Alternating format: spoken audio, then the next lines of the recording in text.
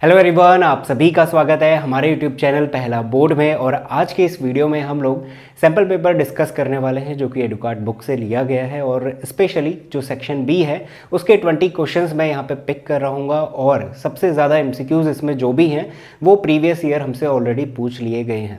तो most of the question ऐसे ही रहने वाले हैं और इससे आपको एक रफ आइडिया मिलेगा कि किस तरीके के क्वेश्चन हमसे पूछे जाते हैं बोर्ड में। एमसीक्यू की स्पेशली बात कर रहा हूँ, तो पूरी वीडियो अच्छे से देखना। बट उससे पहले डिस्क्रिप्शन पे लिंक मिल रहा होगा, पीडीएफ डाउनलोड कर लो। सबसे पहले खुद अटेम्प्ट करना कितने एमसीक्यूज आप लोग सॉल्व कर पा रहे हो और कितने टाइम ड्यूरेशन में कर पा रहे हो, क्योंकि हमारा जो सेक्शन बी है वो काफ़ी ज़्यादा टाइम टेकिंग है। तो इसी चीज़ को ध्यान में रखते हुए सबसे पहले खुद अप्लाई करना, कितने क्वेश्चन बन रहे हैं, जितने नहीं बन रहे या समझ में नहीं आ रहे उनके सॉल्यूशन, तो कंप्लीट वीडियो देखनी शुरू करना। तो शुरू करते हैं बिना देरी के। सबसे पहला क्वेश्चन देख लो, आपके सामने नजर आ रहा है, प्रोबेबिलिटी से रिलेटेड है। कहता है अ card is selected from a deck of 52 cards, the probability of its being a red face card is. अभी क्वेश्चन दो बार पूछा गया, एक 2010 में और 2012 में, तो क्वेश्चन रिपीट होते हैं, उस तरीके के क्वेश्चन हमसे पूछे जाते हैं तो इंपॉर्टेंट बन जाते हैं इस वजह से। तो एक कार्ड है जो 52 कार्ड्स में से लिया गया है और प्रोबेबिलिटी इस बात की बतानी कि वो रेड होगा और साथ के साथ वो फेस कार्ड होगा, इस बात हमें बताना है। ठीक है, इसके लिए हमें सबसे पहले पता होना चाहिए क्लब, स्पेड, डायमंड, हार्ट, ये सब हमारे पास 4 कैटेगरी होती हैं। ये दोनों ब्लैक कलर के होते हैं और रेड कार्ड सिर्फ हमें यहाँ पे देखने को मिलता है। फेस कार्ड कौन से होते हैं मैं यहाँ पे शॉर्ट में लिख रहा हूँ, किंग, क्वीन और जैक, और यहाँ पे भी हमें किंग, क्वीन और जैक हमें देखने को मिलते हैं। तो अगर मैं बात करूँ रेड कलर के फेस कार्ड, टोटल उन 52 में से कितने हैं, तो कुल मिला के कितने हैं, 6 हैं। ठीक है, ये हमारे लिए फेवरेबल है क्योंकि ये कार्ड हमें चाहिए। तो फेवरेबल अपॉन टोटल हमें यहाँ पे करना है। फेवरेबल हो गया 6, टोटल कितना होता है 52। बड़ा ही सिंपल है, 2 3 ज़ा 2 2 ज़ा 4 2 6, यानी कि 3/26, यानी कि जो ऑप्शन नंबर ए है हमारे पास वो करेक्ट हो जाएगा। तो आसान सा क्वेश्चन है, बस आपको इस चीज़ की अच्छे से नॉलेज होनी चाहिए। ठीक है, नेक्स्ट क्वेश्चन करते हैं, ट्रिग्नोमेट्री से रिलेटेड है जो बहुत टफ लगती है मोस्ट ऑफ द बच्चों को। और ये क्वेश्चन इंपॉर्टेंट है, इस तरीके का पूछा गया है 2013 में। क्वेश्चन डिफरेंट था, मैंने इसको डिफरेंट तरीके से बना दिया क्योंकि हमारे पास जो सिलेबस है उसमें जो आइडेंटिटी आने वाली है वो sine square theta plus cos square theta is equals to 1, उसी से रिलेटेड क्वेश्चन आने वाले हैं। तो उसी फॉर्म का मैंने बिल्कुल बना दिया है। क्वेश्चन एग्जैक्ट इसी तरीके का पूछा गया था, 2013 की बात कर रहा हूँ। तो क्वेश्चन कहता है if we have cos theta plus 1 is equals to sine square है। ठीक हो गया, हमसे वैल्यू पूछ लेता 1 माइनस कॉस ए कितना होगा। अब यहाँ पे ये चीज़ बहुत अटपटी सी लगती है कि कैसे इसमें से हम लोग 1 माइनस कॉस ए निकालें। तो यहाँ पे हमारे पास काम आता है आइडेंटिटी, कौन सी वाली, ये वाली, साइन स्क्वायर ए, और सिर्फ यही हमारे पास कोर्स में अवेलेबल है, cos square A is equals to 1। तो एक बार ज़रा नज़र डालना, अगर मैं यहाँ पे लिखता हूँ sine square A is equals to, इस कॉस स्क्वायर ए को इधर भेज देते हैं, 1 माइनस कॉस स्क्वायर ए बन जाएगा। इस 1 को मैं 1 का स्क्वायर लिख सकता हूँ, बिल्कुल लिख सकते हैं। 1 का स्क्वायर माइनस कॉस स्क्वायर, यानी ए स्क्वायर माइनस बी स्क्वायर अगर आप लगाते हो तो क्या ये ऐसा नहीं बन जाएगा, 1 प्लस कॉस ए और इनटू में 1 माइनस कॉस ए। अब आप कहोगे कि आपको कैसे पता चल रहा है, मुझे ऐसे पता चल रहा है कि यहाँ पे निकालना क्या है, 1 माइनस कॉस ए चाहिए। अब 1 माइनस कॉस ए कैसे आ सकता है, जब इसमें मैं ए स्क्वायर माइनस बी स्क्वायर लगाऊंगा, आ तो गया 1 plus cos A, 1 minus cos A यहाँ पे नजर आ रहा है। अच्छा, ये अब इसके बराबर हो गया। ठीक है, हमें 1 माइनस कॉस ए चाहिए, 1 प्लस कॉस ए की वैल्यू ऑलरेडी दे रहा है, कितनी दे रहा है, साइन स्क्वायर ए दे रहा है। तो यहाँ से मैं क्या इसको ऐसा नहीं लिख सकता, sine square A is equals to इस पूरे की जगह पे ये वाला, ठीक है, सिर्फ ये वाला, इसकी जगह पे आ गया sign square A from here, और इनटू में हमारे पास कितना है 1 माइनस कॉस ए है। ठीक है, ये इधर जाके कैंसिल आउट हो जाएगा, डिवीजन में जाएगा ना, क्योंकि ये मल्टीप्लाई में पड़ा हुआ है। तो कुल मिला के 1 माइनस कॉस ए की वैल्यू किसके बराबर हो जाएगी, साइन स्क्वायर ए अपॉन साइन स्क्वायर ए, कितना होता है, 1 होता है। That's it. तो ये हमारे पास आंसर हो गया। तो ऑप्शन नंबर बी जो है वो हमारे पास करेक्ट हो जाएगा। तो इस तरीके से इस क्वेश्चन को करना है, थोड़ा सा टिपिकल लगता है बट अगेन सब कुछ उस आइडेंटिटी का खेल है, इसे नोट डाउन करना। अगला क्वेश्चन देखते हैं, क्वेश्चन नंबर 3 है, हमसे पूछता है if the difference between circumference and radius of a circle is 37 centimeter, then using pi is equals to 22/7 the circumference in centimeter हमें बताना है of a circle is। ठीक है, circumference हमें बताना है। 2013 में ये क्वेश्चन पूछा गया है हमसे। ठीक है, अब देखो यहाँ पे हमसे बात करता है, डिफरेंस दिया है, ठीक है, सर्कमफ्रेंस और रेडियस के बीच में कितना, 37 सेंटीमीटर। सर्कमफ्रेंस कितना होता है, 2πr माइनस, और रेडियस के बीच में डिफरेंस, रेडियस r ही मान लेते हैं, 2πr माइनस r मैंने करा इज इक्वल्स टू कितना, 37 है। हमें 2πr की वैल्यू निकालनी है, यानी सर्कमफ्रेंस निकालना, उसके लिए हमें r चाहिए रहेगा। ठीक है, एक काम करते हैं, इसमें से r कॉमन निकाल लेते हैं, ये हो गया हमारे पास बचेगा, यहाँ पे 1 बचेगा, इस बात का ध्यान रखना। इज इक्वल्स टू कितना हो गया हमारे पास 37 हो गया। तो r इज इक्वल्स टू हमारे पास कितना हो जाएगा 37 अपॉन, इस पूरे को डिवीजन में भेज देते हैं, 2 पाई माइनस का 1, कुछ इस तरीके से हमें मिल रहा है। ठीक है, इसको थोड़ा और फर्दर सॉल्व कर लेते हैं क्योंकि मुझे r चाहिए, अगर r मिलेगा तब जाके हम लोग सर्कमफ्रेंस निकाल पा रहे होंगे। 2 इंटू 22/7 माइनस का 1, ये हो जाएगा हमारे पास 37 अपॉन 44/7 माइनस 1। ठीक है, 7 माइनस 1। अब ये जो मेरे पास डिनोमिनेटर में नज़र आ रहा है ये कंप्लीट, इसका हम लोग एलसीएम वगैरह निकालते हैं। तो ये हो जाएगा 37 अपॉन 44 माइनस 7 अपॉन में कितना आएगा 7 आएगा। 7 कंप्लीटली ऊपर चले जाएगा, 37 इंटू 7 अपॉन 44 माइनस 7 हमारे पास करना है, जो कि होगा हमारे पास कितना 37, कैंसिल आउट हो गया। तो आर की वैल्यू कितनी आ गई हमारे पास 7 सेंटीमीटर आ गई। ठीक है, हमसे सर्कमफ्रेंस निकालने को बोला गया था। सर्कमफ्रेंस कैसे निकलता है 2 इंटू पाई यानी कि 22/7 इंटू आर, आर कितना है 7 आया, कैंसिल आउट करोगे कितना आ गया 44 मीटर, मीटर या सेंटीमीटर, सेंटीमीटर में बोला गया, तो ये 44 सेंटीमीटर हमारे पास आंसर हो जाएगा। तो थोड़ा सा आपको यहाँ पे ध्यान रखना है इस कैलकुलेशन में, इस कैलकुलेशन में अगर गड़बड़ करोगे तो आंसर भी गलत आएगा। तो रेडियस आई है 7 और सर्कमफ्रेंस आ गया है 44। तो जो सॉल्यूशन 3 है यहाँ पे मैंने लिखा हुआ है इसका ऑप्शन, तो ये 44 वाला हमारे पास करेक्ट हो जाएगा। बीच वाला नहीं है, वो क्वेश्चन नंबर 4 है, उसको अभी करते हैं हम लोग। तो इतना आप लोग नोट डाउन करो, इसके बाद मैं आपको अगला क्वेश्चन बताता हूँ 4th वाला। तो क्वेश्चन नंबर 4th लेते हैं, ये हमसे 2014 में पूछा गया है, प्रोबेबिलिटी से रिलेटेड है। कहता है someone is asked to take a number from 1 to 100, probability that it is a prime number is. अब हमारे पास जो नंबर पड़े हुए हैं सामने, हमारे पास 1 से लेकर 100 तक कुछ नंबर्स हैं। ठीक है, हमें पता है क्या क्या होते हैं। अब वो हमसे पूछ रहा है कि इसमें से अगर हम लोग कुछ नंबर सेलेक्ट कर रहे हैं तो इस बात की हमें प्रोबेबिलिटी बतानी है कि वो जो नंबर हम छाटेंगे वो एक प्राइम नंबर होगा। प्राइम नंबर क्या होते हैं? प्राइम नंबर वो नंबर होते हैं जिनके हमें सिर्फ 2 फैक्टर देखने को मिलते हैं। कहाँ से शुरू होते हैं? 2 से शुरू होते हैं, ध्यान रखना 2 से। 1 प्राइम नंबर नहीं होता। 2 के कितने फैक्टर होते हैं? 2 होते हैं, एक 1 होता है, एक 2 होता है। इसी तरीके से 3 भी प्राइम नंबर है, इसके फैक्टर कितने होते हैं? 1 होते हैं और 3 होते हैं। रियल नंबर के जब भी एमसीक्यूज बताता हूँ वहाँ पे इस तरीके क्वेश्चन रहता ही रहता है। तो 2, 3 इस तरीके से यहाँ से शुरू होते हैं। ये उन बच्चों के लिए जो प्राइम नंबर नहीं समझते या फिर उन्हें प्रॉब्लम होती है समझने में। तो अगर आप लोगों को प्राइम नंबर नहीं पता तो कितने प्राइम नंबर आ रहे हैं 1 से लेकर 100 के बीच में, आप लोग उस टाइम पे काउंट नहीं कर पाओगे। ठीक है, हमें काउंट करने पड़ेंगे। बट इसका दूसरा तरीका ये है कि आप इस क्वेश्चन में थोड़ा सा ये याद रख लो कि जब भी आपसे पूछा जाए 1 से लेकर 100 तक कितने प्राइम नंबर है, तो इसको डायरेक्ट ध्यान में रखना कि 25 नंबर्स ऐसे होते हैं जो प्राइम नंबर होते हैं।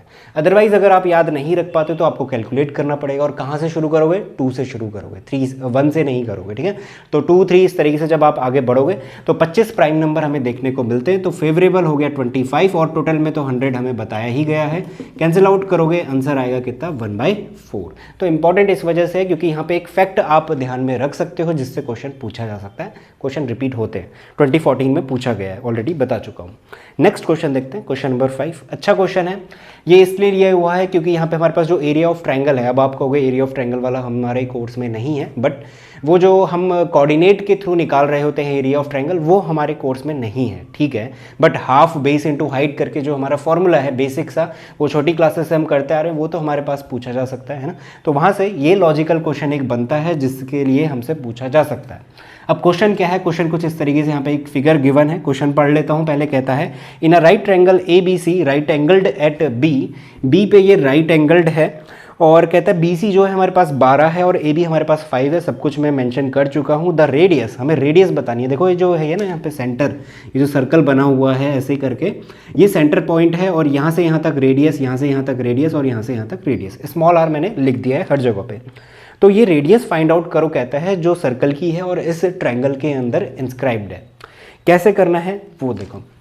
हम लोग यहाँ पे क्या करने वाले हैं, हम यहाँ पे ये करेंगे कि एक तो सबसे पहले बड़ा वाला ट्रायंगल ले लो, एरिया ऑफ ट्रायंगल ABC हम लोग फाइंड करने जा रहे हैं। हाफ बेस, ये सब कुछ क्यों कर रहे हैं अभी समझ में आएगा। बेस कितना है 12 और हाइट कितनी है हमारे पास 5, 2 6 5, ये हो गया हमारे पास 30 सेंटीमीटर में गिवन है, तो लगा लेते हैं यूनिट। वैसे हमें लिखने की कोई ज़रूरत नहीं, हम लोग MCQ सॉल्व कर रहे हैं। तो ये हमारे पास एरिया हो गया। अब हम करेंगे क्या, हम यहाँ पे ये करने वाले हैं कि सबसे पहले ये देखो इसमें पूरे में ट्रायंगल कितने नज़र आ रहे हैं आपको। एक तो ये वाला ट्रायंगल, ठीक है, ये वाला AO, इसको O मेंशन करा हुआ है, AOB। मैं यहाँ पे लिख रहा हूँ एरिया ऑफ ट्रायंगल AOB। ठीक है, फिर मैं एक और लूँगा, एक तो ये वाला हो गया, ठीक, ये वाला हो गया, ये और ये, इस तरीके से मैंने मार्क कर दिया। दूसरा क्या होगा, AOC, AOC ये वाला, एरिया ऑफ ट्रायंगल AOC। आखिरी वाला BOC, ये वाला BOC, इस तरीके से जो जा रहा है, एरिया ऑफ ट्रायंगल BOC। अब ऐसा मैंने क्यों करा, ध्यान से समझना, इन तीनों ट्रायंगल का सम, एरिया का सम इसके बराबर होगा, बिल्कुल होगा, ठीक है। अभी जो ट्रायंगल है AOB या फिर AOC या फिर नीचे वाला कहूँ, इसके लिए हम लोग हाफ बेस इंटू हाइट कर सकते हैं। कैसे कर सकते हैं, ध्यान से समझना। हाफ बेस, बेस कितना है इसका, 5 है। पहले मैं सबसे पहले AOB के लिए निकाल लेता हूँ हाफ बेस, बेस कितना है 5 इंटू हाइट, हाइट कितनी है, ये जो परपेंडिकुलर जा रहा है ना, ये रेडियस ये खींची गई है, ये इसके लिए हाइट का काम करेगा, और वो हमारे पास नहीं है फिलहाल, बट वही R तो हमें फाइंड आउट करके देना है। तो ये कितना हो जाएगा, 5R/2 हो जाएगा, ठीक है। दूसरा एरिया ऑफ AOC, ये जो बेस है इसका अभी नहीं पता, बट हम इतनी बात जानते हैं कि ये एक राइट एंगल ट्रायंगल है, इसका स्क्वायर प्लस इसका स्क्वायर इसके बराबर आने वाला है। 12 का स्क्वायर 144, 5 का स्क्वायर होता है 25, ये बन जाएगा 169, और इसका अंडर रूट करेंगे है ना, AC का स्क्वायर अंडर रूट होगा तो ये आएगा 13। तो यहाँ पे हमारे पास 13 मिलने वाला है, आप चीज़ जानते हैं अच्छे से। हाफ बेस, बेस कितना हो जाएगा 13 इंटू हाइट, अगेन ये वाला जो है ना, ये इसके लिए हाइट का काम करने वाला। हाइट क्या होती है, परपेंडिकुलर डिस्टेंस, तो ये परपेंडिकुलर पड़ रहा है इसके ऊपर, तो ये भी कितना है, R है, तो ये हो गया 13R/2। आखिरी वाला BOC देख लो, हाफ बेस, बेस कितना है हमारे पास 12 है, हाइट कितनी है, अगेन यही वाला जा रहा है, ये कितनी है, R है, तो ये हो गया 12R/2।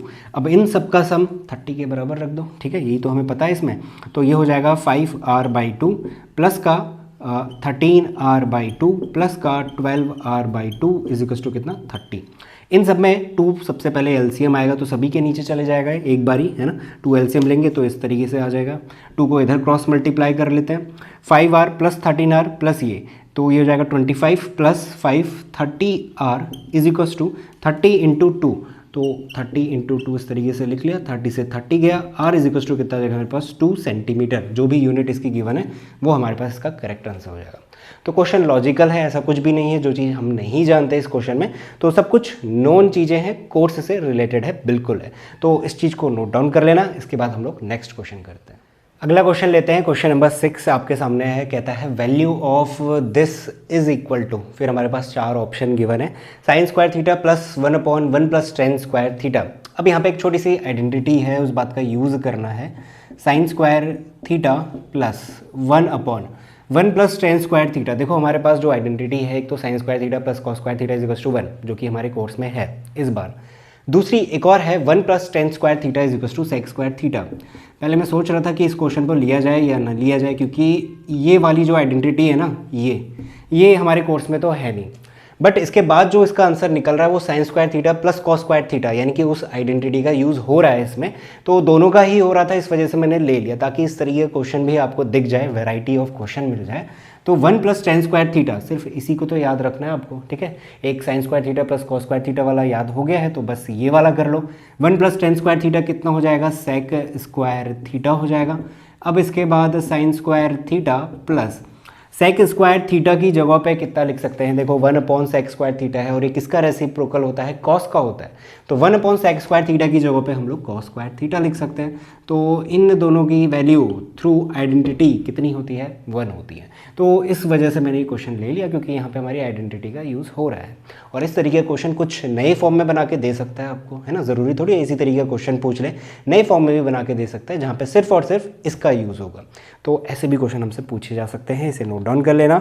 अगला क्वेश्चन देखते हैं 7th वाला, ये बेहद इंपॉर्टेंट है, 2013 और 14 2 बार ये पूछा गया है, और इस तरीके का क्वेश्चन जब हम लोग कोऑर्डिनेट ज्योमेट्री के MCQ सॉल्व कर रहे थे, वहाँ पे मैंने बताया हुआ है। क्या है क्वेश्चन, ध्यान से समझना। कहता है पॉइंट P -2,4 एक कोऑर्डिनेट है, मैं इसको यहाँ पे कह देता हूँ, ठीक है।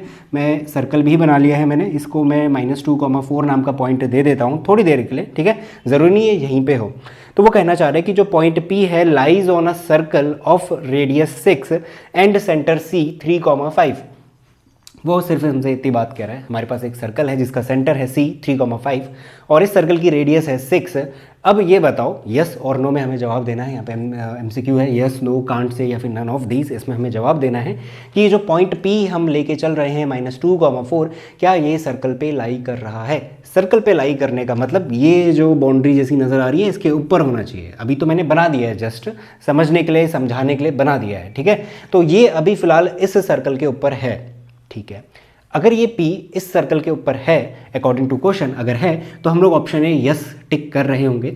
बट हमें साथ में साथ ये भी ध्यान देखना चाहिए कि अगर C और P को मैं ज्वाइन करूंगा तो वो किसके बराबर होना चाहिए, 6 के बराबर होना चाहिए, क्योंकि ये क्या है, रेडियस है। तो हमें यहाँ पे यही चेक करना है, हमें यहाँ पे ये चेक करना है कि जो CP है क्या इसकी डिस्टेंस 6 आ रही है या नहीं आ रही है। अगर आ रही है इसका मतलब ये पॉइंट P इस सर्कल के ऊपर लाई करेगा और ऑप्शन नंबर 8 ठीक हो जाएगा। और अगर नहीं आ रही है तो इसका मतलब ये पॉइंट P या तो बाहर पड़ा होगा सर्कल के बाहर, यानी ये बाउंड्री के बाहर पड़ा होगा, या फिर अंदर पड़ा होगा। कहाँ, अंदर। और अगर अंदर है तो यानी कि उसकी जो लेंथ है CP वो 6 से कम होगी ऑफ कोर्स, ठीक है। तो ये सब कुछ हम लोग चेक करेंगे। डिस्टेंस फार्मूला का यहाँ पे यूज होने वाला है। डिस्टेंस फार्मूला क्या कहता है, CP की अगर मैं बात करूँ, CP is equals to x2 minus x1 का whole square plus y2 minus y1 का होल स्क्वायर। अब हमारे पेपर नज़दीक हैं तो ये सारे फॉर्मूले आपको बहुत ही अच्छी तरीके से याद होने चाहिए, ठीक है। और कैसे अप्लाई करना है वो भी, तो x1 y1 इसको मान लेते हैं और x2 y2 इसको मान लेते हैं। x2 माइनस x1 करता हूँ, -2 -3 कितना होगा, -5 का square plus y2 minus y1 यानी कि 4 -5 यानी -1 का स्क्वायर। 5 का स्क्वायर 25 प्लस 1 ये हो गया √26। अब देखो √25 कितना होता है, 5 होता है, होता नहीं होता है, √25 5 होता है। √26 कितना होगा, ज़्यादा से ज़्यादा 5 पॉइंट समथिंग होगा, ठीक है। ऐसा तो नहीं है 6 के बराबर हो जाएगा, 6 के बराबर होने के लिए √36 बनना पड़ेगा, जो कि ये नहीं है। तो 5 पॉइंट समथिंग मुझे मिलने वाला है। तो जो CP है ना, ये जो CP है इसकी डिस्टेंस तो 5 पॉइंट समथिंग आ रही है, 6 नहीं आ रही। इसका मतलब ये जो P है ये इस बाउंड्री के ऊपर नहीं बैठा है, ये कहीं अंदर है, यहाँ कहीं अंदर होगा, जिसमें इसकी रेडियस 5 पॉइंट समथिंग निकल के आ रही है, ठीक है। किसकी, C और P के बीच की दूरी। तो रेडियस के बराबर तो नहीं आ रहा है, इसका मतलब ये पॉइंट P का जो आंसर होगा वो नो होगा, कि ये P इस सर्कल के ऊपर लाई नहीं कर रहा है, ये इसके अंदर बैठा हुआ है, इंटीरियर में है, ठीक है। तो इस वजह से क्वेश्चन इंपॉर्टेंट है, 2 बार पूछ लिया गया है, तो अच्छे से करना है हमें। अगला क्वेश्चन देखो, क्वेश्चन नंबर 8 ट्रायंगल से रिलेटेड है। कहता है, यहाँ पे मैंने डायग्राम बना दिया, ये डायग्राम आपको गिवन रहेगा क्वेश्चन में, ठीक है। कहता है ABC एक आइसोसेलेस ट्रायंगल है, राइट एंगल एट C, ठीक हो गया।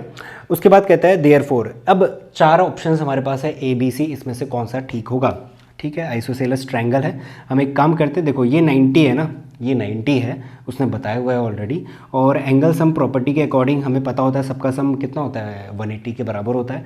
तो इसको और इसको बराबर होना पड़ेगा कितना, 45 और 45 के, ठीक है। क्यों कर रहा हूँ ऐसा सब, क्योंकि उसने बोला है आइसोसेलेस ट्रायंगल है, तो कौन सी 2 साइड को मैं इक्वल मानूँ, तो मुझे ये माननी पड़ेगी। क्यों माननी पड़ेगी, क्योंकि 45 ये है, 45 ये, जो कि होगा ही होगा, ठीक है, आइसोसेलेस बोला है। और जब 2 साइड्स हमारे पास इक्वल हैं तो उनके जो अपोजिट एंगल्स होते हैं वो भी क्या होते हैं, बराबर होते हैं। ये सब कुछ थ्योरम है जो हम लोग क्लास 9th में पढ़ चुके हैं, तो उसी बात का यहाँ पे यूज़ हो रहा है। तो अगर एंगल्स हमारे पास अपोजिट बराबर हैं तो इनके अपोजिट में जो साइड्स नज़र आ रही हैं वो भी बराबर होंगी।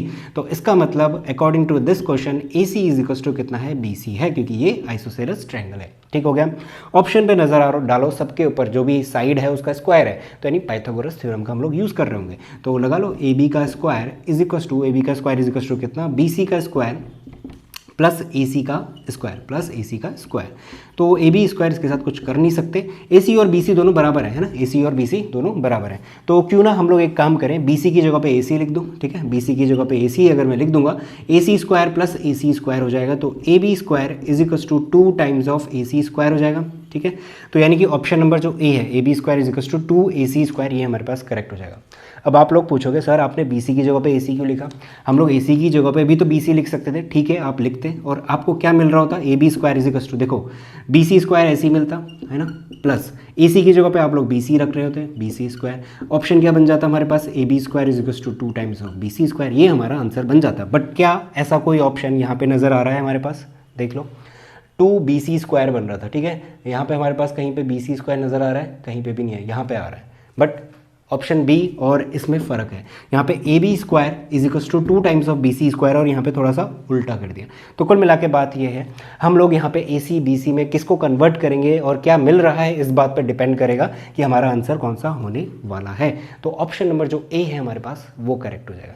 तो इस तरीके से इस क्वेश्चन को करना है, इतना नोट डाउन करो। इसके बाद हम लोग नेक्स्ट क्वेश्चन करते हैं। तो नेक्स्ट क्वेश्चन करते हैं, क्वेश्चन नंबर 9। 2019 में ये पूछा गया है, अगेन कोऑर्डिनेट ज्योमेट्री से रिलेटेड है। कहता है इफ ए m/3,5, मैं यहाँ पे मेंशन कर देता हूँ m/3,5। ये डायग्राम कैसे बनाया अभी समझ में आएगा। एक ए कोऑर्डिनेट है, कहता है is the mid point. Mid point है किसका, एक लाइन सेगमेंट का, और लाइन सेगमेंट में कौन है, क्यू है, आर है, ये दोनों चीज़ें मेंशन है ऑलरेडी, नीचे आपको क्वेश्चन नजर आ रहा होगा।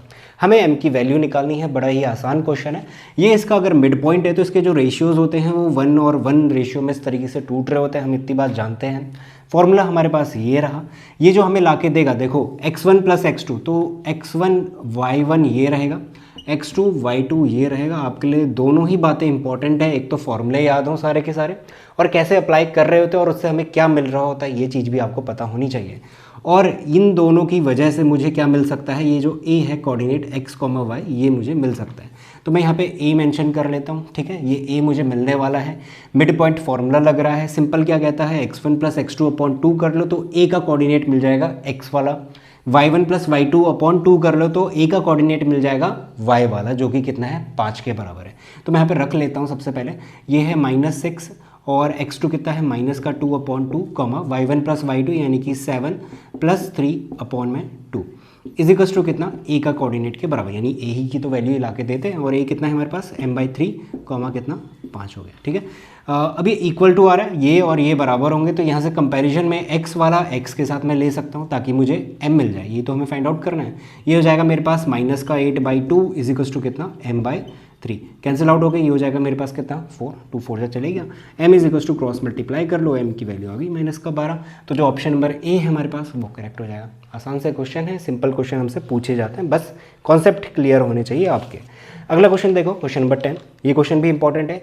यहाँ पे इंपॉर्टेंस इस बात की है कि जो भी इंफॉर्मेशन है उससे हमें डायग्राम बनाना है। ये तो मैंने ऑलरेडी आधा बनाया हुआ है, बट ये आपको खुद बनाना पड़ेगा, वहाँ पे आपको नहीं मिलने वाला। कहता है 2 poles of height 7 metre and 15 metre stand on a plane ground. एक प्लेन ग्राउंड है, ये मैंने बनाया प्लेन ग्राउंड। यहाँ पे 2 पोल है कहा, एक पोल मैंने बना दिया 7 का और एक बना दिया मैंने 15 का। तो ये जो है आपको नजर आ रहा है, ये 7 है और ये 15 मीटर का है, ठीक है। ये दोनों पोल्स हो गए। इसके बाद कहता है if the distance between their foot is 6 metre. इन दोनों के जो पैर हैं, यानी यहाँ है, इनके बीच में जो दूरी है वो 6 मीटर की है। तो फाइंड आउट करो उनके बीच की दूरी जब वो टॉप पे है, यानी कि टॉप के बीच की दूरी। इस बिल्डिंग का टॉप ये रहा, टावर का टॉप, ठीक है, पोल दिया हुआ है एक्चुअली, और इस पोल का टॉप ये रहा। तो ये जो मैंने लाइन खींची है ये कितनी है, इसकी लेंथ क्या है, वो हमें फाइंड आउट करके देनी है, ठीक है। अब इंपॉर्टेंट यहाँ पे ये है कि हम लोग यहाँ पे किस तरीके से ट्रिग्नोमेट्री जो है उसका यूज़ कर सकते हैं, या फिर मैं राइट एंगल जो ट्रायंगल है हमारे पास उस बात का यूज़ कर सकते हैं। तो हमें क्या करना है, यहाँ पर से मैं एक लाइन खींच लेता हूँ जो बिल्कुल पैरेलल जाएगी। अगर ये पैरेलल जाएगी तो ये यहाँ पे एक ट्रायंगल हमें नज़र आ रहा है, तो मैं इसको मैं नेमिंग कर लेता हूँ, इसे ए बी, इसे सी, इसे डी और इसे ई नाम दे देते हैं। अच्छा, ये इसके पैरेलल है तो बराबर भी तो है ना, यहाँ से यहाँ तक जा रहा है, तो ये 6 हो गया, ठीक हो गया। कंप्लीट सी ई मेरे पास 15 पड़ा हुआ है, ठीक है, कंप्लीट की बात कर रहा हूँ, 15 पड़ा हुआ है। और यहाँ से यहाँ तक ए बी और डी सी ये अगर 7 है तो ये भी कितना हो जाएगा, 7 हो जाएगा। और इस कंप्लीट 15 में से अगर मुझे सिर्फ ईडी की लेंथ चाहिए, ठीक है, ईडी क्यों चाहिए अभी समझ में आएगा। ईडी अगर मुझे चाहिए 15 माइनस 7 हम लोग कर रहे होंगे तो कितना हो जाएगा, 5 6 7 8 निकल के आ जाएगा, ठीक है। पूरे 15 में से मैंने 7 घटा दिया तो मुझे 8 मिल गया। दोबारा से प्लस कर दोगे, कंप्लीट इसी मेरे पास 15 आ जाएगी। अब ऐसा क्यों करा, सिंपल पाइथागोरस तो लग रही है यहाँ पे, पाइथागोरस लगाओ। ये हाइपोटेन्यूज पड़ी हुई है कौन, ए ई, तो ए ई का स्क्वायर इज इक्वल्स टू 8 का स्क्वायर 64 प्लस 6 का स्क्वायर कितना 36 और ये हो जाएगा सम 100। तो ए ई कितना आ जाएगा मेरे पास 10 आ जाएगा। तो यानी कि इनके जो टॉप है इनके बीच की दूरी कितनी है 10 मीटर। तो जो ऑप्शन नंबर ए है वो करेक्ट हो जाएगा। तो थोड़ी बहुत चीज़ें हैं जो हमारे पास लॉजिकल से हमें इस पर काम करना है और अपना आंसर निकाल के लाना है। अगला क्वेश्चन देखते हैं, ये हो गया हमारे पास क्वेश्चन नंबर 10। 11 वाला देखते हैं। अगले क्वेश्चन हमारे पास पेयर ऑफ लीनियर इक्वेशन से रिलेटेड है। ये क्वेश्चन 2020 में पूछा गया और ये वाला जो पोल वाला करा ये भी पूछा गया है, लिखा होगा 2013 में पूछा गया है, ठीक है। 11th वाला देखते हैं। The value of k for which pair of linear equation k x plus Y is equals to k square और दूसरी है x plus k y is equals to 1 have में इनफाइनाइटली मैनी सॉल्यूशन। इन दो pair of linear equation के लिए हमें ये बताना है कि इनफाइनाइटली मैनी सॉल्यूशंस निकलेंगे, इसके लिए के की वैल्यू कितनी होनी चाहिए। कंडीशन हमें पता है a1/a2, देखो x का कोफिशिएंट कौन है, k है, और यहाँ पे x का कोफिशिएंट कौन है, 1 है, कुछ भी नहीं दिख रहा, यानी कि 1 मल्टीप्लिकेशन में। तो हम लोग लिख रहे होंगे k/1 is equals to Y के साथ पहली इक्वेशन में 1 है और y के साथ यहाँ पे कौन है, k is equals to k² तो सारे ही रेशियोज हमारे पास बराबर होते हैं इनफाइनाइटली मैनी सॉल्यूशन में, हम जानते हैं। ठीक है, हम क्या करते हैं, सबसे पहले इन दो पेयर को लेते हैं। इन दो पेयर को अगर लूँगा k/1 is equals to 1/k, इसका मतलब क्रॉस मल्टीप्लाई कर लेते हैं, k² इज इक्वस टू 1, तो k इज इक्वस टू कितना हो जाएगा, +-1। देखो बच्चे सबसे ज़्यादा इसमें यही मिस्टेक करेंगे, k² इज इक्वस टू 1 हुआ है, ये चीज़ उनको सॉल्व करनी नहीं आएगी। कौन सी, ये वाली k² इज इक्वस टू 1। तो इसके लिए मैं एक तरीका बताता हूँ क्या, कि हमें यहाँ पे क्या मांग रहा है, वो k की ऐसी वैल्यू मांग रहा है जिसका स्क्वायर करने पे 1 बन जाए। काम आसान हो गया, k की ऐसी वैल्यू जिसका स्क्वायर करने पे 1 आ जाए। तो कौन होते हैं, दो होते हैं, एक 1 होता है प्लस का 1, उसका स्क्वायर करके 1 मिलेगा, -1 भी होता है। इस चीज़ को बच्चे भूल जाते हैं हमेशा, तो -1 का स्क्वायर करोगे तब भी 1 मिलता है। तो k इज इक्वस टू +-1 हमें लिखना है ज़रूर, इतनी बात को आपको ध्यान में रखना है। अगला ले लेते हैं 1/k is equals to k²/1, multiply करो, k का cube is equals to 1, cube root लग जाएगा दोनों जगह, है ना। क्यूब रूट का मतलब कितना होता है, 1/3 होता है, 1/3 यहाँ करूँगा और 1 की पावर 1/3 करेंगे, 3 से 3 गया तो k इज इक्वस टू, अच्छा 1 की पावर आप कुछ भी करो, ठीक है, 1 की पावर कुछ भी करो, क्यूब रूट करो, स्क्वायर रूट करो, 1/4 करो, 5/4 करो, या फिर नेगेटिव में करो, फ्रैक्शन में करो, कुछ भी करो, हमेशा 1 की वैल्यू 1 ही रहती है। तो इसका मतलब k इज इक्वस टू कितना आया, 1 आया। अब यहाँ पे ध्यान से समझना, यहाँ पे उसने कहा है k की वैल्यू फाइंड आउट करो, बट k की तो दो वैल्यूज़ निकल रही है, एक्चुअली 3 निकल रही है, एक +-1 और एक 1 कहता है। तो हम लोग इन दोनों में जो कॉमन k निकल रहा है ना, जो कॉमन वैल्यू निकल रही है, वो हमारे पास आंसर निकलेगा। तो k की जो कॉमन वैल्यू है, जो दोनों केसेस में निकल के आ रही है, वो कौन है, सिर्फ 1 है, क्योंकि -1 यहाँ आ रहा है बट यहाँ नहीं आ रहा है। तो दोनों को सेटिस्फाई करे, इस वजह से k की वैल्यू कितनी आ रही है, 1 आ रही है। तो जो ऑप्शन नंबर बी है हमारे पास, वो करेक्ट हो जाएगा। तो यहाँ पे हमें दोनों ही केसेस का ध्यान में रखते हुए आंसर निकालना था। तो ये इंपॉर्टेंट है इस क्वेश्चन में, और ये पूछा गया हमसे पिछले ही साल 2020 में पूछा गया। तो इतना नोट डाउन करो, इसके बाद हम लोग नेक्स्ट क्वेश्चन करते हैं। सो नेक्स्ट क्वेश्चन करते हैं, क्वेश्चन नंबर 12 आपके सामने है, कहता है has a rational number 441 upon, जो कुछ भी मैंने वहाँ पर लिख दिया है, टर्मिनेटिंग और a non terminating decimal representation, यानी कि ये जो नंबर गिवन है हमारे पास 441 अपॉन दिस, इसका जो टर्मिनेटिंग डेसिमल मिलेगा या फिर नॉन टर्मिनेटिंग मिलेगा, हमें ये बताना है। इसके लिए हमने एक थ्योरम पढ़ी हुई है। थ्योरम हमसे ये कहती है कि डिनोमिनेटर में जो भी नंबर है उसके फैक्टर्स निकालो, और उसमें अगर 2 और 5, अगर हमें सिर्फ 2 और 5 नज़र आता है तो ही वो टर्मिनेटिंग डेसिमल दे रहे होंगे। बट यहाँ पे अगर देखा जाए तो यहाँ पे तो 7 भी इंक्लूड है, तो हमारा आंसर नॉन टर्मिनेटिंग बन जाएगा अकॉर्डिंग टू थ्योरम की मैं बात कर रहा हूँ। बट यहाँ पे एक छोटा सा ट्विस्ट है इस क्वेश्चन में, वो क्या है कि ये जो ऊपर वाला पोर्शन है ना 441, इसके भी आपको सारे फैक्टर्स निकालने, जो कि मैंने यहाँ पे रख दिए हैं, सिंपल सा है, फैक्टर निकाल लो। तो ये आ रहा है 3 का स्क्वायर इंटू कितना, 7 का स्क्वायर। तो ये 7 का स्क्वायर नीचे वाले 7 के स्क्वायर से कैंसिल आउट हो जा रहा है। तो हो सकता है इस तरीके का क्वेश्चन आप पहली बार कर रहे हो, तो हमेशा अब से जब भी आप क्वेश्चन करोगे ये वाला, ये ज़रूर मेंशन कर लेना कि जो डिनोमिनेटर में है उसके सारे प्राइम फैक्टर्स निकाल लो। क्या पता हो सकता है कि इस तरीके से 7 से 7 कैंसिल आउट हो रहा हो। अब जो मुझे नज़र आ रहा है सिर्फ और सिर्फ 2 और 5 के फैक्टर्स नज़र आ रहे हैं डिनोमिनेटर में, तो इसका मतलब इसका जो आंसर मिलेगा वो टर्मिनेटिंग डेसिमल रिप्रेजेंटेशन आ रही होगी। तो ये अच्छा क्वेश्चन है, यूनिक क्वेश्चन है, पिछले जो भी क्वेश्चन हमने करे हुए उससे हटके हैं। तो इस तरीके क्वेश्चन अगर आपने नहीं करा है तो इसे दिमाग में रख लेना, ऐसे भी हमसे पूछा जा सकता है, ठीक है, हमें प्रिपेयर रहना है। नेक्स्ट क्वेश्चन, सो अगला क्वेश्चन करते हैं, क्वेश्चन नंबर 13 आपके सामने नजर आ रहा होगा, इंपॉर्टेंट है, 2013 में हमसे पूछा गया है। तो क्वेश्चन कुछ इस तरीके से है, एक ट्रायंगल दे देता है ABC जिसमें B 90 डिग्री बना रहा है। उसके बाद कहता है जो BD है ये परपेंडिकुलर पड़ेगा AC पे, तो मैंने सब कुछ मेंशन कर दिया है ऑलरेडी, ठीक है। इसके बाद कहता है जो AC है, यानी कि बड़े वाले ट्रायंगल में जो हाइपोटेन्यूज है AC, इसकी जो लेंथ है कंप्लीट वो मेरे पास 9 है, ठीक है, मैंने मेंशन कर दिया। उसके बाद कहता है जो AD है, ये वाला AD वो 3 है, तो इसको भी मेंशन कर लेते हैं, ठीक है, हो गया। BD की वैल्यू क्या होगी वो फाइंड आउट करने को कहता है। BD क्या हो गया, ये हो गया हमारे पास BD, ठीक है। कैसे निकालोगे देखना। सबसे पहले जो चीज़ हम निकाल सकते हैं उसको निकाल लेते हैं। कहने का मतलब AC अगर 9 है और AD 3 हो गया तो DC की वैल्यू कितनी होगी हमारे पास, 9 - 3 कितना, 6, ठीक है। मैं मेंशन कर लेता हूँ, ये D ये C ये 6 है, और A और D ये मेरे पास 3 है, ठीक हो गया। ये सब कुछ हमने मेंशन कर लिया, ये चीज़ हम लोग निकाल सकते हैं, तो हमने निकाल के रख दी। आगे कैसे प्रोसीड करेंगे, BD की वैल्यू कैसे आएगी। तो हमारे पास इस पूरे क्वेश्चन में सिवाय पाइथागोरस के और कोई ऑप्शन नज़र नहीं आ रहा है। बच्चे पूछते हैं कि आप कैसे सॉल्व कर रहे हो, कैसे दिमाग लगाएंगे इसमें। तो बस सिंपल सा लॉजिक यही है कि उसके अलावा कोई और चीज़ है जो इसमें आप लोग अप्लाई कर सकते हो। क्या आप सिमिलैरिटी वाला क्राइटेरिया अप्लाई कर सकते हो? फिलहाल नहीं कर सकते। उसका भी रीज़न है, क्यों है? क्योंकि हमारे पास यहाँ पे 2 या 3 साइड कम से कम उसकी डिस्टेंस हमें पता होनी चाहिए थी, बट हमें तो यहाँ पे सिर्फ 2 साइड है जिसकी डिस्टेंस पता है। तो अगर हम इन ट्रायंगल को सिमिलर बना देते हैं, साइड प्रोपोर्शनल दिखा देते हैं, तब भी हमारे पास काम नहीं बनने वाला। यही रीज़न है कि यहाँ पे हम लोग पाइथागोरस लगा रहे होंगे। अब पाइथागोरस किस किस में लगाना है वो भी डिपेंड करेगा। अब वो डिपेंड इस बात पे करेगा कि रिलेशन क्या मिलने वाला है। अभी रिलेशन तो हमने निकाला ही नहीं है, निकाल लेते हैं। सबसे पहले मैं ले लेता हूँ ए डी बी। ये डी है, ये परपेंडिकुलर है, और परपेंडिकुलर के अपोजिट जो भी लेंथ होती है वो हाइपोटेन्यूज होती है। तो अगर मैं बात करूँ ट्रायंगल ए डी बी की, यहाँ पे हाइपोटेन्यूज मेरे पास ए बी है, तो पाइथागोरस लगाएंगे तो ए बी का स्क्वायर इज इक्वल टू कितना होगा, ए डी का स्क्वायर प्लस कितना, ये वाला बी डी का स्क्वायर। जो वैल्यूज़ पता है रख देते हैं। ए बी हमें नहीं पता, इसको as it is equal to A D का स्क्वायर, ये पता है हमें 3 का स्क्वायर 9 होता है, प्लस बी डी का स्क्वायर नहीं पता, और बी डी हमें फाइंड आउट करके देना है, तो ये हमने मेंशन करके रख दिया। बी डी इतना आ गया, ठीक है। अब अगला केस, अगले केस में क्या है, ये ट्रायंगल हमने ले लिया, तो ये भी तो ट्रायंगल बचा हुआ है हमारे पास, है ना, सिमिलर हैं, दोनों सेम चीज़ें हैं, तो इसमें भी अप्लाई करके देख लेते हैं। तो इस वाले ट्रायंगल में हम लगाएंगे बी डी सी। ये डी 90 है, इसके अपोजिट ये हाइपोटेन्यूज होगा, तो वो लगाते हैं। तो B C square is equals to D C का स्क्वायर प्लस कितना, फिर से बी डी का स्क्वायर, ठीक हो गया। वैल्यूज़ रख लेते हैं। B C square is equals to, अच्छा डी सी का स्क्वायर मैं यहीं पे रख लेता हूँ, खाली स्पेस बढ़ेगा। डी सी का स्क्वायर है ना, डी सी का स्क्वायर 6 का स्क्वायर कितना होगा, 36 होगा। तो ये आ गई मेरे पास दूसरी इक्वेशन। पहली ये आई, दूसरी ये आई, थोड़ा थोड़ा सिमिलर बन रहे हैं, ठीक है।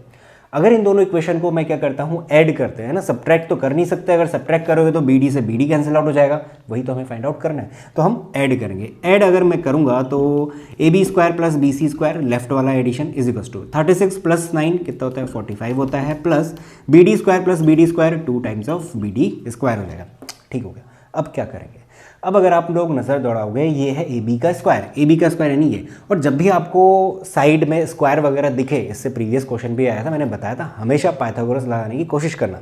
अब यहाँ पे ए बी का स्क्वायर है, ये रहा ए बी, और बी सी का स्क्वायर है, ये रहा बी सी। तो ज़रा सोचो, यहाँ पे स्क्वायर और सम करा गया है तो ये किसके बराबर होगा, हाइपोटेन्यूज के बराबर होगा। सिंपल सा लॉजिक है। तो इस बड़े वाले ट्रायंगल पे अगर आप नज़र डालोगे, बड़ी पिक्चर देखो, तो ए बी का स्क्वायर प्लस बी सी का स्क्वायर इज इक्वल टू किसके बराबर, ए सी का स्क्वायर। ए सी यानी बड़े वाले ट्रायंगल का हाइपोटेन्यूज। तो मैं क्या इसकी जगह पे ए सी का स्क्वायर नहीं लिख सकता, बिल्कुल लिख सकते हैं। इज इक्वल टू कितना, 45 plus 2 times of B D square. अच्छा, ए सी का स्क्वायर, ए सी कितना है, 9 है, गिवन था, इसका स्क्वायर करोगे 81 minus 45 is equal to 2 B D square.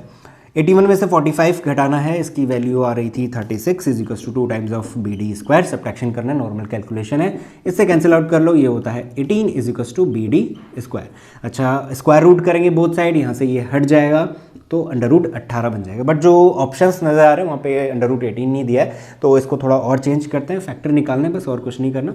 2 9 3 3 जा 9 3 1 जा। तो कैसे करते हैं, 18 के अंदर 3 इंटू 2 रखूँगा, 3 कॉमन है, बाहर आएगा तो कितना बन गया, 3 अंडर रूट 2। तो जो ऑप्शन नंबर बी है हमारे पास वो करेक्ट हो जाएगा। तो क्वेश्चन टफ था मानता हूँ, बट अगेन कैलकुलेशन इंपॉर्टेंट है, और छोटी कैलकुलेशन, जिस वजह से इसको एमसीक्यू में पूछा जा सकता है, ठीक है। तो इस वजह से मैंने क्वेश्चन भी लिया था। तो इतना नोट डाउन करो, इसके बाद मैं आपको नेक्स्ट क्वेश्चन बताता हूँ। अगला क्वेश्चन लिख दिया है मैंने यहाँ पे, इक्वेशंस के बारे में बात करता है। 14th क्वेश्चन है, कहता है if A X plus B Y is equal to A square minus B square and B x plus A Y is equal to 0, ये 2 इक्वेशन हो गई, then value of X plus Y, X plus Y की value क्या होगी हमसे find out करो कहता है, ठीक है। 2 ऑप्शन है आपके पास, क्या करो, इन दोनों को सॉल्व करो एलिमिनेशन मेथड या सब्स्टिट्यूशन मेथड से। एक्स की सेपरेट वैल्यू निकालो, वाई की सेपरेट वैल्यू निकालो, और दोनों को ऐड कर दो, आपका आंसर मिल जाएगा। दूसरा तरीका क्या है, इसमें दोनों इक्वेशन को नॉर्मल ऐड करो, आप सिंपल ऐड करके रख लो, तो ये बन जाएगा ए एक्स प्लस बी एक्स। देखो लेफ्ट के साथ कर रहा हूँ, राइट के साथ करूँ, है ना। फिर यहाँ पे है प्लस का B Y plus A Y, कोई साइन वाइन का टेंशन नहीं है, सब कुछ पॉजिटिव है। यहाँ पे कितना हो जाएगा, A square minus B square plus का कितना 0, दोबारा से वही मिलने वाला, तो प्लस 0 में हटा देता हूँ, ठीक है। अब मैंने यहाँ पे आपसे क्यों कहा था कि ऐड करो, देखो क्या होगा जब आप इसमें से x बाहर निकाल लो, ठीक है, इसमें से x बाहर निकालो, x बाहर निकालोगे तो ये बनेगा a प्लस बी, ठीक है। इसमें से अगर y बाहर निकाल लो तो ये फिर से बन जाएगा a प्लस बी, ठीक है, सेम चीज़ है, मैंने बस घुमा के रख दिया है, ठीक है। इन दोनों में से a प्लस बी बाहर निकाल लो। a प्लस बी अगर बाहर निकालते हो तो अंदर क्या दिख रहा है, x प्लस वाई दिख रहा है, और x प्लस वाई ही तो हमें फाइंड आउट करना था। तो हमारे पास यहाँ पे थोड़ा सा हेडेक ये कम हो जाएगा कि हम x अलग से y अलग से नहीं ला रहे हैं, हम एक साथ x प्लस वाई निकाल के ला रहे हैं। तो ये छोटा सा क्वेश्चन है जो कि काफ़ी अच्छा है। इसको यहाँ डिवीजन में भेज देते हैं। तो ये हो जाएगा x plus Y is to, अच्छा a square minus B square, ये बन जाएगा a plus B, a minus B, और डिवीजन में क्या आया है, a प्लस बी आया है, कैंसिल आउट हो गया, a माइनस बी हमारे पास आंसर हो गया, यानी ऑप्शन नंबर जो सी है वो करेक्ट हो जाएगा। तो ये छोटी छोटी कैलकुलेशन ध्यान में रखनी है, यही हमारा टाइम बचाएंगी। और सेक्शन भी बहुत टाइम कंज्यूमिंग है, जैसा कि ऑलरेडी हम लोग देख चुके हैं, ठीक है। काफ़ी बच्चे उसी में प्रॉब्लम कर रहे हैं, तो इसे नोट डाउन करो। इसके बाद मैं आपको नेक्स्ट क्वेश्चन बताता हूँ। सो अगला क्वेश्चन लेते हैं, क्वेश्चन नंबर 15 आपके सामने है। The zeros of polynomial x square minus 2। होने का तो क्वेश्चन बेहद आसान है, बट बच्चे कंफ्यूज हो जाते हैं। हमारे पास एक पॉलिनोमियल गिवन है, उसके जीरोज निकालने के लिए हम लोग क्या कर रहे होते हैं, मिडिल टर्म स्प्लिटिंग का यूज़ कर रहे होते हैं, ठीक है। अगर हमारे पास स्टैंडर्ड फॉर्म की फॉर्म में गिवन है क्वाड्रेटिक पॉलिनोमियल, तो आसान बनता है। स्टैंडर्ड फॉर्म कहने का मतलब A x square plus B x plus C, या फिर मैं कहूँ एग्जाम्पल के तौर पे प्लस 3x प्लस 2 करके ऐसी कुछ पॉलिनोमियल हमारे पास दे दिया, तो मिडिल टर्म स्प्लिटिंग लगाने में थोड़ा सा आसानी बनी रहती है। बट जैसे ही ऐसा दिखता है एक्स स्क्वायर माइनस 2, तो इसमें क्या लगाया जाएगा, इसमें मिडिल टर्म स्प्लिटिंग लगाएंगे? नहीं, इसमें हम फॉर्मूला लगाएंगे। कौन सा वाला, ध्यान से समझना। इसको मैं, ये रहा एक्स स्क्वायर, ये है 2, तो इस 2 को क्या मैं अंडर रूट 2 का स्क्वायर लिख सकता हूँ? थोड़ा सा यहाँ पे जगह नहीं है, मैं इसको दोबारा हटा रहा हूँ। देखो एक्स स्क्वायर माइनस 2 था क्वेश्चन, एक्स स्क्वायर माइनस 2 था, मैंने 2 की जगह पे अंडर रूट 2 का स्क्वायर लगा दिया। ये मैं पॉलिनोमियल के लिए जीरो फाइंड आउट कर रहा हूँ, है ना। जीरो का मतलब क्या होता है, जीरो कैसे निकालते हैं हम लोग, हम ऐसे निकालते हैं, मिडिल टर्म स्प्लिटिंग लगाते हैं ना। इसमें मिडिल टर्म स्प्लिटिंग लगाऊंगा, फिर एक्स माइनस समथिंग करके कुछ मिलेगा, फिर एक्स प्लस या कुछ भी करके समथिंग मिल रहा होगा, जिसमें इसको जीरो के बराबर रखेंगे, इसको जीरो के बराबर रखेंगे, फिर वहाँ से एक्स मिल रहा होता है।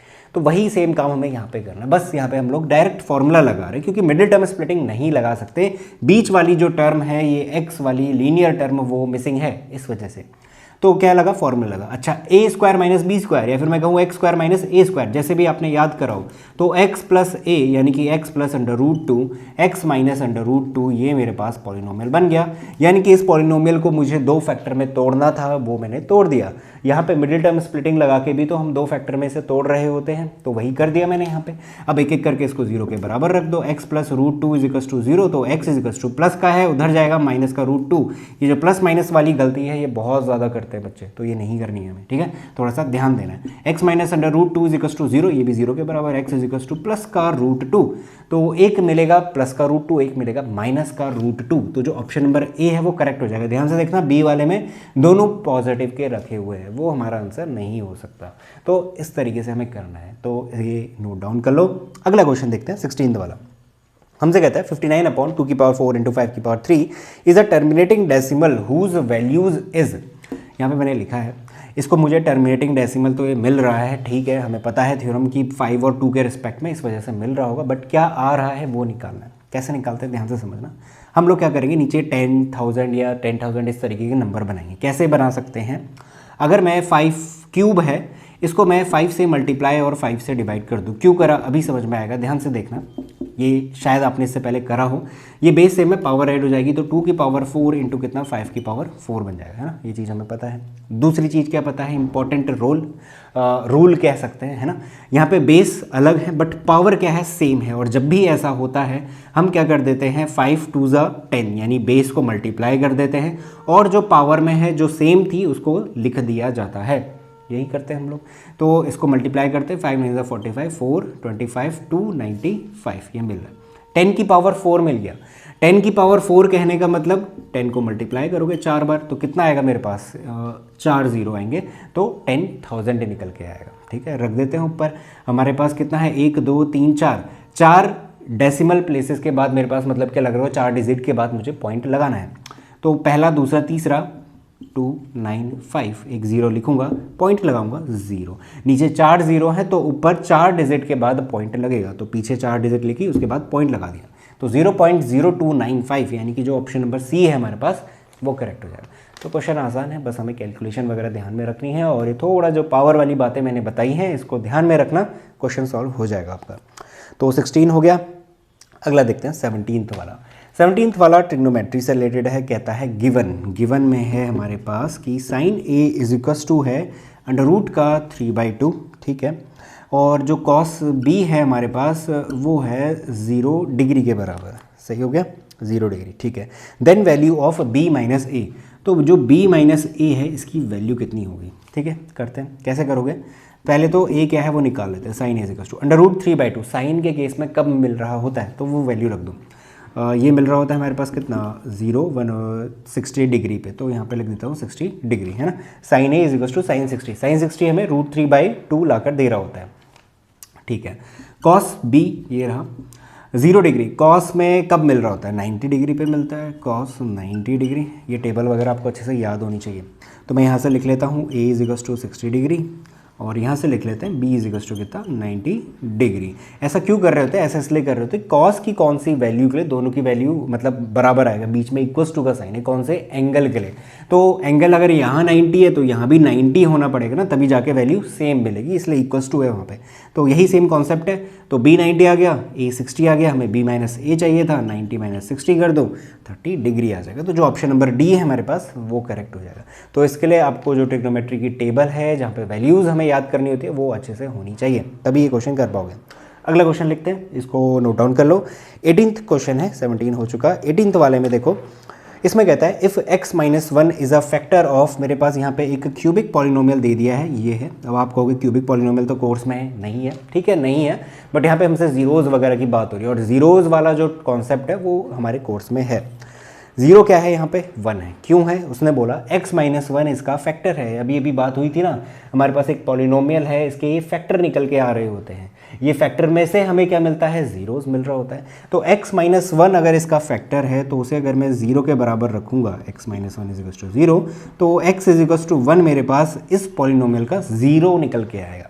यानी कि जहाँ जहाँ x है वहाँ 1 रख देता हूँ, 1 का cube 1 minus a into x square, यानी a हो जाएगा प्लस 11 इंटू 1 11 माइनस का 6 इज इक्वल टू कितना आंसर मिल रहा होगा, 0 के बराबर मिल रहा होगा। तो 0 हमने रख दिया, यहाँ से a की वैल्यू निकालो, a को इधर भेज देता हूँ, 11 plus 1 12 minus 6 is equal to a is equal to 12 में से 6 गया 6 मिल गया। तो ऑप्शन नंबर जो सी है हमारे पास वो करेक्ट हो गया। तो ये वाला क्वेश्चन बेहद आसान था, इतना नोट डाउन करो। इसके बाद नेक्स्ट क्वेश्चन करते हैं। तो नेक्स्ट क्वेश्चन करते हैं, क्वेश्चन नंबर 19 आपके सामने है। कहता है if 10a is equal to 1, again trigonometry से रिलेटेड है। 10a अगर हमारे पास 1 के बराबर है तो फाइंड आउट करो 2 times of sine a cos a की वैल्यू कितनी होगी। और ट्रिग्नोमेट्री के जो क्वेश्चन है ना बहुत परेशान करते हैं बच्चों को, और ये 2020 में पूछा गया है।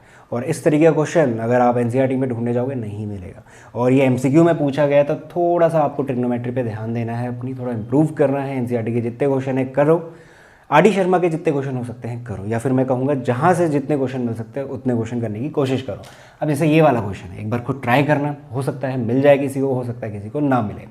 कुछ लोग इसमें आइडेंटिटी का यूज़ करने की कोशिश करेंगे और कुछ लोग इसमें वैल्यूज़ लगाएंगे, जो कि मैं लगाने वाला हूँ, क्योंकि ये क्वेश्चन वैल्यू लगा के होगा। कैसे, ध्यान से समझना। 10a इज इक्वल टू 1 कब मिलता है, इस 1 की जगह पे मैं क्या 1045 लिख सकता हूँ, बिल्कुल लिख सकते हैं, अभी तो करा था हमने।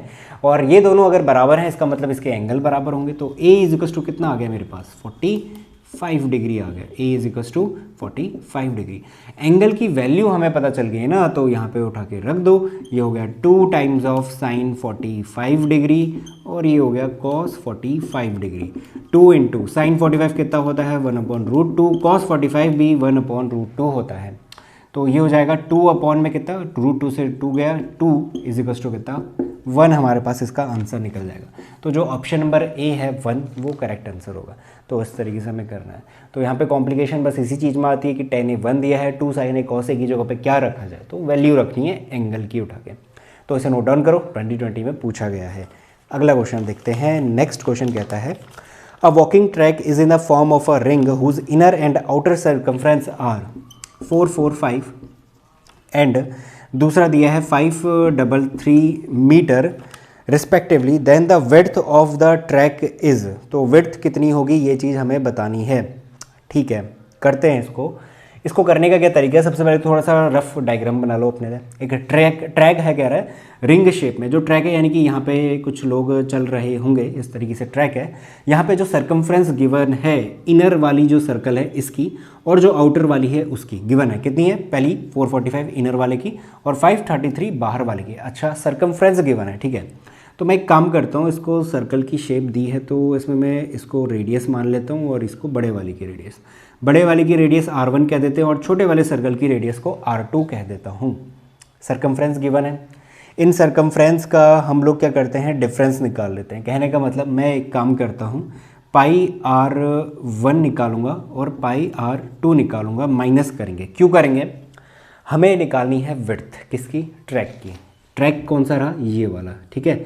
ये जो मैंने एक लाइन खींच दी है ना, ये विड्थ मुझे चाहिए। अब ये विड्थ ज़रा दिमाग लगाओ कैसे निकल सकती है। अगर मुझे रेडियस पता चल जाए बड़े वाले सर्कल की R1, उसमें से R2 घटा दूं तो मुझे विड्थ मिल जाएगी। तो ये रीज़न है कि मैं पाई R1 माइनस R2 कर रहा हूँ। यहाँ से पाई बाहर निकालो, R1 माइनस R2 अगर कर दोगे तो R1 माइनस R2 ही तो मुझे चाहिए। तो मुझे सेपरेट रेडियस R1 और R2 निकालने की कोई ज़रूरत नहीं है। मैं यहाँ पे पाई R1 निकालता हूँ, पाई R1 यानी कि पाई इंटू R1। R1 कितना है हमारे पास नहीं पता है, ठीक है, इसको हटाओ। पाई R1 की जो वैल्यू है 445, नहीं ये भी नहीं है, बाहर वाले की है ना, R1 बाहर वाले का, बड़े वाले सर्कल की, उसकी सरकमफ्रेंस है 533 माइनस जो अंदर वाला है उसकी सरकमफ्रेंस है 445। तो जो R2 है वो छोटे वाले सर्कल का है, R1 बड़े वाले सर्कल का। तो 533 माइनस 445 और बगल में ये चलता रहेगा। इसको सब्ट्रैक्ट कर लेना, इसको सब्ट्रैक्ट करके आपको 88 मिलेगा। अच्छा, मैंने पाई R1 लगा दिया है, बट सरकमफ्रेंस तो 2 पाई R होता है ना, इस बात का ध्यान रखना। तो ये हो गया 2 पाई, ये कैंसिल आउट होगा, ये 44 होगा, R1 माइनस R2 44। पाई की वैल्यू देखो, पाई की वैल्यू 22/7, 7 उधर जाएगा, क्रॉस मल्टीप्लाई अपॉन में 22, ये गया 2 जा 7 2 जा कितना हो गया 14 मीटर या सेंटीमीटर। यूनिट क्या गिवन है, मीटर में गिवन है, ठीक है। तो जो ऑप्शन नंबर ए है हमारे पास वो करेक्ट हो जाएगा। तो क्वेश्चन हमारे पास ज़्यादा लेंदी नहीं है, दिखता ज़्यादा लेंदी है। अगर आप लोग रेडियस R1 अलग से, रेडियस R2 अलग से निकालने की कोशिश करोगे तो ये लंबा चला जाएगा। बट आपको ऐसे करना है तो R1 माइनस R2 निकल गया, यानी कि ये आ गई हमारे पास विड्थ ट्रैक की, कितनी है 14 है। इसे नोट डाउन कर लो। तो इसी के साथ इस वीडियो में 20 क्वेश्चन मैंने लिए हुए थे सेक्शन बी के एडुकार्ड सैम्पल पेपर के, जो कि बेहद इंपॉर्टेंट है आप सभी के लिए। तो अगर वीडियो पसंद आई है तो इसे लाइक ज़रूर करना और दोस्तों के साथ इस चैनल को शेयर भी कर देना। Thank you so much for watching this video.